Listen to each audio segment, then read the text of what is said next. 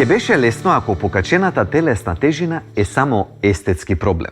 Но покачената телесна тежина всушност е многу посериозна здравствена состојба и е почеток на многу проблеми во здравието. Така и треба да се гледа на зголемената тежина, како на предвесник, како на најава на голема група на болести. Сериозноста на покачената тежина е силно подценета. Веројатно има повеќе причини за тоа, но еве неколку. Прво, бидејќи толку често го среќаваме овој проблем во современото живење, некако се навикнавме и оваа состојба стана општо прифатлива. Второ, проблемите и последиците на зголемената телесна тежина не се гледаат веднаш. Потребни се години, некогаш и децении, за да се појават последиците. Тоа ни ја дава лажната представа дека може и да имаме зголемена телесна тежина, а да немаме проблеми од тоа.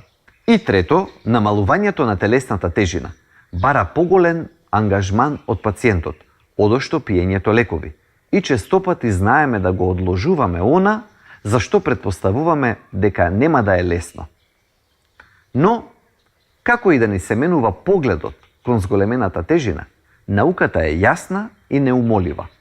Колку поголема телесна тежина, толку полошо здравје. Зголемената телесна тежина не е сериозна, туку пресериозна состојба. Има еден случај кога особено треба да сме внимателни, а тоа е кога масното ткиво се насобира околу половината, во пределот на абдоменот. Добро познатиот голем стомак, особено карактеристичен за мажите на Балканот после 40-та година од животот. Тоа не е обична така наречена дебелина.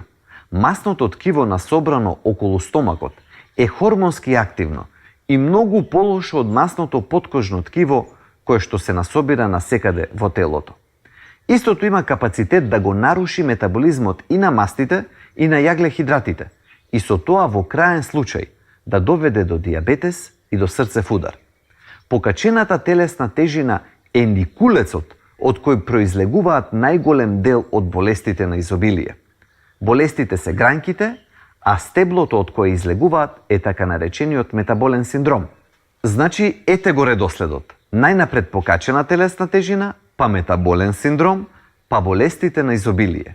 Покачен крвен притисок, дијабетес, атеросклероза, коронарна срцева болест, други кардиоваскуларни болести и рак.